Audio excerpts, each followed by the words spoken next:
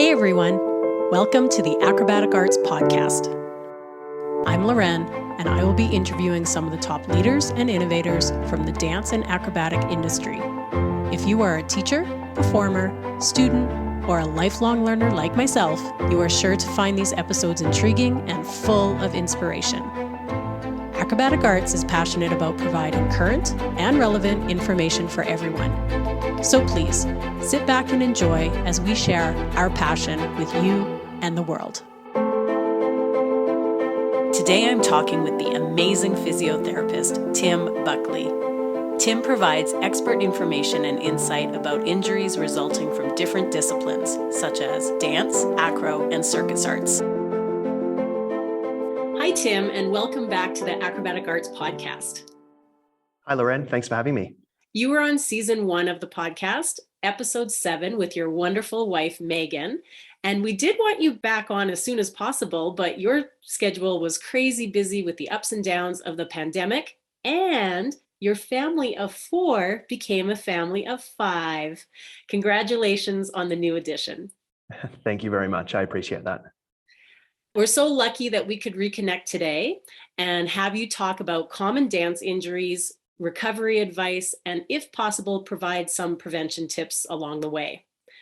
So before I start asking you questions, and maybe for the listeners that missed the first podcast, could you tell us a little bit about your passion for physiotherapy and the type of people you treat? Yeah, absolutely. So I'm originally from Melbourne, Australia, and I now live in London, Ontario, which is about 2 hours west of Toronto in Canada. So I'm a physiotherapist, originally trained in Melbourne. I've done both a Bachelor of Physiotherapy and a Master's of Sports Physiotherapy. So in my time as a physiotherapist, which has been about 16 years, I've worked a lot with professional performance companies. So I spent a total of 4 years full-time with the Australian Ballet in Melbourne. And I also started working with Cirque du Soleil back in January 2009 and worked on multiple touring shows with them all the way up through until March 2020, essentially when the pandemic closed the company. But during that time, I worked on Corteo, Quidam, Curious, Amaluna, Volta, Crystal, lots of different projects, as well as a period of about 2 years at the head office in Montreal, rehabilitating injured artists from around the world who were coming back to Montreal to get fixed up. That's amazing. I think we are in great hands, everyone. So let's jump right in. Can you tell us some of the common dance injuries? Yeah, absolutely. I think there's a big difference in the style and the discipline of dance that you're training, and whether it's pure dance versus acrobatic dance versus circus arts. So certainly in dance, one of the most common areas of the body that is injured is actually the foot and ankle. So ankle sprains happen quite often, especially with dancers that are, let's say, rising on demi-pointe or rising on pointe or jumping and landing. But then that can also change. So let's say with acrobatic dance, we're taking that dancer and we're flipping them upside down and putting them onto their hands a lot of the time. So whether it's in planks, handstands, cartwheels, bridges, walkovers, and this then creates a lot more load through the wrists, the elbows, the shoulders, and the upper body. If you then look over at circus, actually Cirque du Soleil did a review of their injury statistics and found that the most common area of the body that was injured in circus was the shoulder, which then makes sense because in circus you have a lot of climbing and hanging and swinging. So then the shoulder is placed under a lot of load. So again, depending on the discipline that dancers are working is really determining the area of the body that tends to be injured, whether it's muscular strains, whether it's joint sprains, potentially even stress fractures, less often, but quite the range of things that we see. And I remember one time we were talking and you also work physio for the orchestra. Is that correct? Yeah, that is true. So during one of my periods with the Australian Ballet in 2016, that was, I was lucky enough to be offered a role of working with Orchestra Victoria. So that's the orchestra that provides the music for the Australian Ballet. So that was a fantastic opportunity, and it was really eye-opening to see the differences between musicians who were sitting, relatively stationary for a very prolonged period of time playing a ballet, and the types of things that they were starting to get, upper back, shoulder, elbow, even forearm from, playing their actual instruments. So that was a great experience. Yeah, I just thought that was interesting. You never think of that until someone mentions it, that, yeah, I guess depending on the profession you choose is where your injuries are most likely to occur. That's right. Yep. Now, as a dance teacher and an acro teacher, how do you know if your students who are experiencing pain or discomfort are experiencing that pain from an injury? Yeah, and that's a really good question. And I do speak a little bit about this in Module 1, in our Acrobatic Arts Module 1 course. And the way I look at it is that there's going to be some normal adaptive soreness that comes from any sort of athlete or artist who's learning a new skill and exposing their body to new forces. As our body learns to adapt with, let's say, doing a handstand, our muscles are going to get sore. Our joints are going to feel a little bit sore, okay?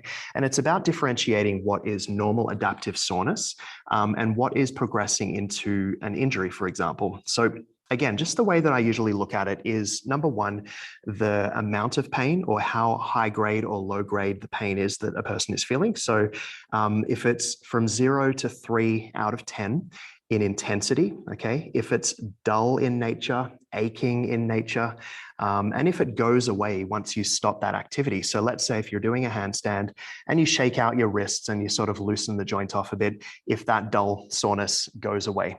Or if you go to bed that night and it's not keeping you awake, and the next day you feel relatively back to normal, okay?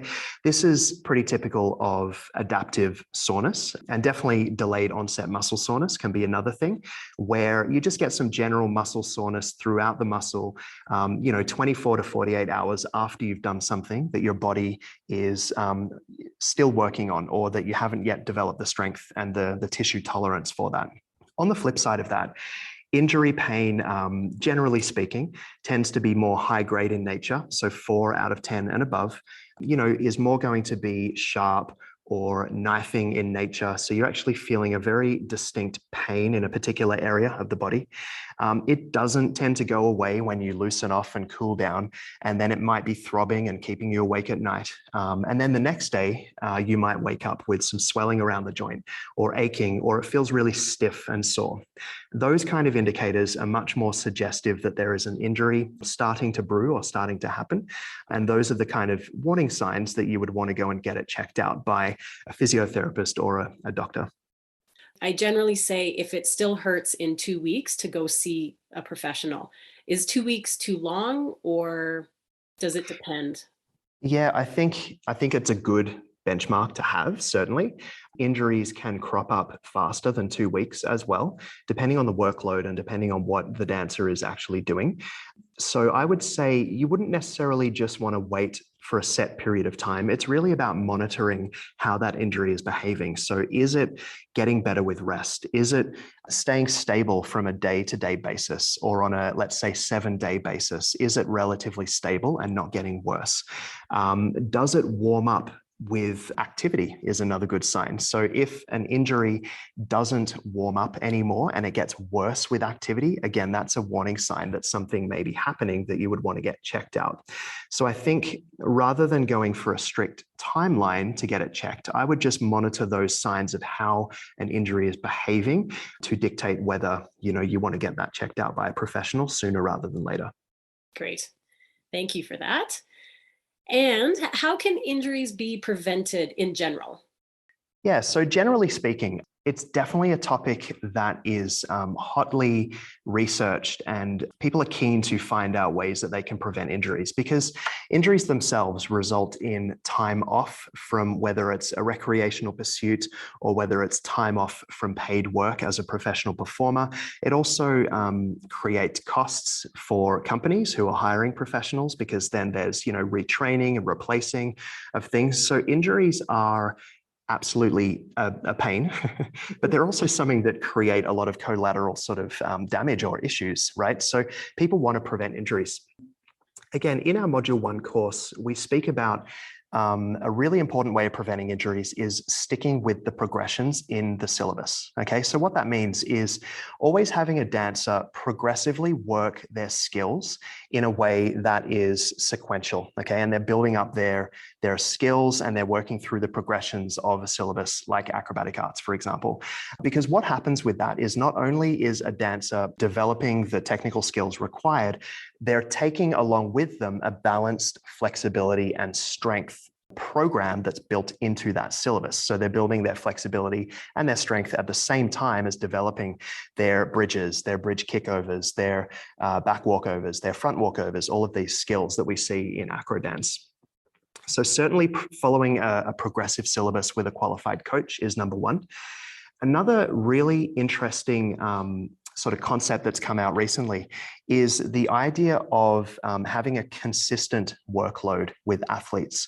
And this is something that I certainly see clinically, in that there's some research now that's really showing that a trough in an athlete's workload, which is a dip in their workload. Okay, so for example, Christmas break or taking 3 to 4 weeks off of training, having that trough in the workload may give the dancer or the performer a temporary feeling of their body, feeling better because there's less work and load going through it.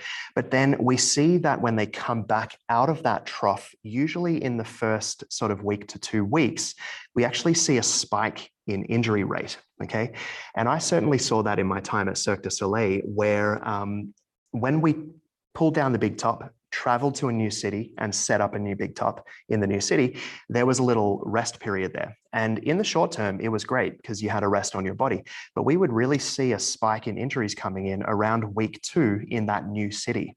So the message there is that it's often better to keep a very consistent workload. So if you're going off on a break, to actually give your dancers and your performers a conditioning program that they can keep up with over the break. So whether you give them a homework sheet or they're still working on the strength portion or the flexibility portion of their syllabus, to avoid that trough in the workload, because we now know that that can actually cause a greater incidence of injury when they return to work.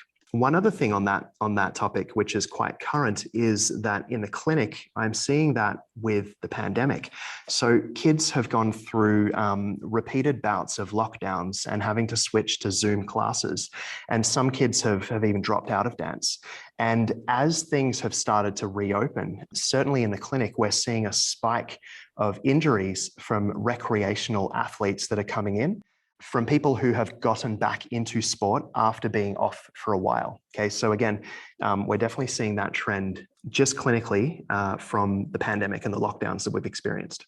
Wow, that's some great information, and I will definitely be implementing that in my classes. So thank you for that. Now, what kind of exercises should dancers do to support their efforts in injury prevention in the studio? So how can we as dance teachers help our students? That's a great question. And I think, again, it's about keeping a consistent workload and a consistent training load. So monitoring how many hours per week your dancers are doing and training, and really trying to keep that workload consistent. Another thing that can actually trigger injuries is a rapid change of anything, really. So it can be a rapid change in the quantity or the intensity of work that a dancer is doing. It can be a rapid change in floor surface. So let's say if your dancers are only used to training on blue mats and then they head off to competition and start tumbling on a wooden stage that they're not used to. It can be a change in footwear. Okay, so we see that in runners who, let's say they all of a sudden get a new pair of running shoes. That can be just the straw that breaks the camel's back to tip their body over into an injury. So it's about consistency, and it's about trying to avoid rapid change and throwing things too quickly at a dancer's body. A nice sort of benchmark for that is, let's say if you are building up a dancer's workload and they are taking on more hours, generally increasing by 10% per week is a good guideline to use. So again, avoiding a rapid ramp up in their workload so that their bodies can develop the tissue tolerance and the strength to be able to handle that new workload more progressively over time. Tim, I'm just thinking of how studios set up their schedule for the week for their dancers. Are you saying that it might be better to have them come more consistently throughout the week for lessons rather than try to do it all on one night? Well, I think that's a tough one. It really depends on how each individual studio sort of operates with their families, but I think the message there is to keep your dancers consistent in terms of what they're doing, how often they're doing it, and just avoiding those, rapid changes and rapid spikes in workload, because our bodies will adapt naturally to what we're exposing it to. And a lot of the time, traditionally, we've described injuries as overuse injuries. And that's sort of traditionally what you'll see in textbooks. But one of my sort of clinical placements that I did for my Masters of Sports Physio was at the National Institute of Circus Arts in Melbourne. A wise sports doctor, Dr. Kathy Yu, who was there, she actually calls them injuries of being underprepared, so under preparation injuries. And it really stuck with me because overuse injury doesn't really work with amateur and professional athletes because they're using their body every single day. So it sort of becomes a little bit redundant because they're using it constantly. If you flip the thinking and look at injuries as under preparation injuries, it actually makes a bit more sense, because essentially what it implies is that we're doing something to the body that we haven't properly prepared for. And therefore, the way to prevent those injuries and get around them is to prepare better, right? So whether it's through consistent strength and conditioning, whether it's looking at that consistency in workload and the quantity of training that they're doing, whether it's jumping ahead and trying skills that a dancer is not ready for because they saw it on the internet and they want to try something that was on YouTube, right? And not following a structured syllabus. So again, just being more cautious of preparing our dancers better, and avoiding those injuries of under preparation. Yeah, I love that. That makes a lot of sense, especially for most of our studio dancers. So that's great.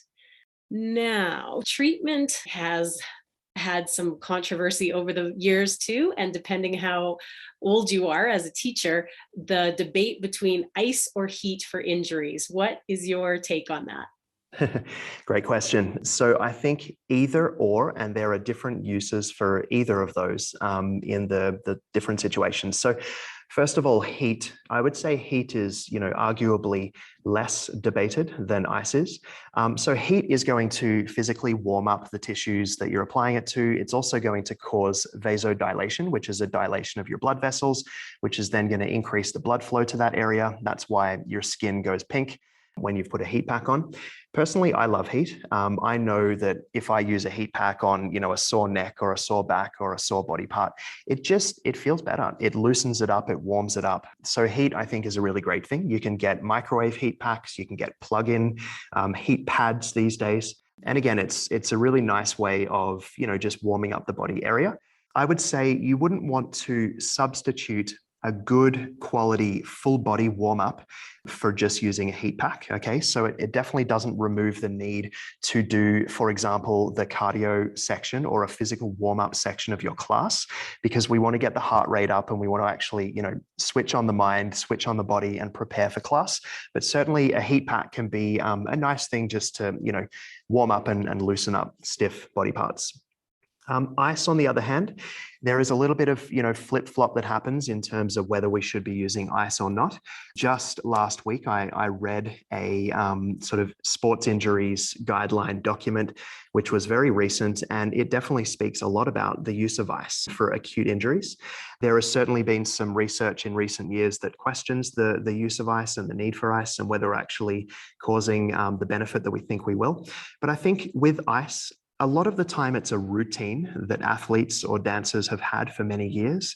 And I think that's totally fine. If, let's say, you roll your ankle and your first instinct is to go and grab an ice pack and put it on your sprained ankle because it reduces your pain that you're experiencing, feels better, cools it down, I think that's a good thing, So I think it's not worth discounting ice. Certainly, I wouldn't ice something before activity. Okay, that's probably not the best option. By freezing up a joint or freezing up a muscle, you're certainly not going to get the range of motion or the power that you're hoping for immediately pre-activity. So again, in my sort of work as a physio, I will always say to an athlete to make sure that they have at least 90 minutes before they're about to perform if they're going to choose to put an ice pack on a body part. So if you know that you've got to perform in 30 minutes, hold off on the ice, keep the body part warm, and then ice after your performance. Okay. But if you know that you've got 90 minutes or potentially 2 hours, there is enough time to put an ice pack on something for, let's say, 10 minutes and then re-warm that body area. And you shouldn't see any reduction in your performance. When should a dancer go see a physiotherapist? So I think definitely go on your hunch, in the sense of if something looks like it's becoming injured, if it's niggling, if it's not warming up, it's not getting better over time, it's getting worse progressively, absolutely go on your instincts and go and get it checked out by either a physiotherapist or a doctor. What you don't want to happen is to sort of wait and see, and something that could have been prevented early on actually sort of snowballs and develops into a full-blown injury, So a good example of that is actually bone stress. It's the kind of thing where when you repetitively load a bone, there is a spectrum of injury that actually starts to happen. And it often starts with just a little bit of swelling in the bone. If that's not attended to quickly, and it's very simple, all you need to do is rest that bone and it will actually reverse. But if it's not attended to, that can propagate into initially microfractures. So a little stress reaction, stress fracture in the bone, which can then propagate into a macro fracture, which is actually a full-blown fracture line in the bone. Not to scare everybody with stress fractures, but it's just an example of getting onto things and attention, giving things attention early on. Muscle cramping and muscle tightness is actually a really great example too. So often muscle cramping is a warning sign that a muscle is not coping with the load that you're putting through it. And the muscle is saying, hey, I'm struggling here. And then often a muscle strain will occur after that, okay? Especially because dancers or athletes will feel the need to stretch a muscle that's cramping. And then by stretching a muscle, you can actually further reduce the power output from that muscle, which can then, set you up for a muscle strain later down the track. If, however, you caught that early on, you refocused on, let's say a short period of offloading that muscle from whatever it's struggling with, and you focus on some strengthening of that muscle, you can then sort of avoid that spiral of cramping and then eventual muscle strain potentially. Tim, you've provided so much information for teachers and everyone. We started something new on the podcast. We got the podcast listeners to actually email in questions. And I know that we don't have enough time right now. Is there any way you could come back and we could have another interview in about a week or two? Absolutely. Yeah. I'd be really happy to come back. Sure. Great. We will have a part 2 then, and we will ask all the podcast listeners questions at that time. There's some really good ones, so don't miss it. But before we leave today, could you just tell about the Australian division and maybe what's coming up and what the Australian teachers can look forward to? Yeah, absolutely. So we've just gone and done several Module 1 courses this January in 2022. And our next courses that are coming up are going to be in April. So generally, we will do school holidays throughout the year. So our next courses, we have a Module 1 live online happening April 9-10, which you can join from anywhere in Australia, New Zealand, Singapore, Hong Kong. We also then have the aerial back handspring workshop and Module 2 running in person in both Perth and Sydney in April. And we also have a contortion workshop. So the flexibility contortion workshop with Megan Wegg is running specifically for the Australia, New Zealand division, and that's on April 9th. Australia, keep your eyes open for those courses. All right, Tim, I will say goodbye for today, and thank you so much for coming. And I can't wait to ask you all the questions from the podcast listeners. You're very welcome, and thanks for having me. I hope you found this episode as informative as I did. Make sure to listen to part 2 of Tim's interview when your questions are answered. We always want to hear from our listeners, so send your emails to podcast@acrobaticarts.com. Thanks for listening, everyone, and have a great day.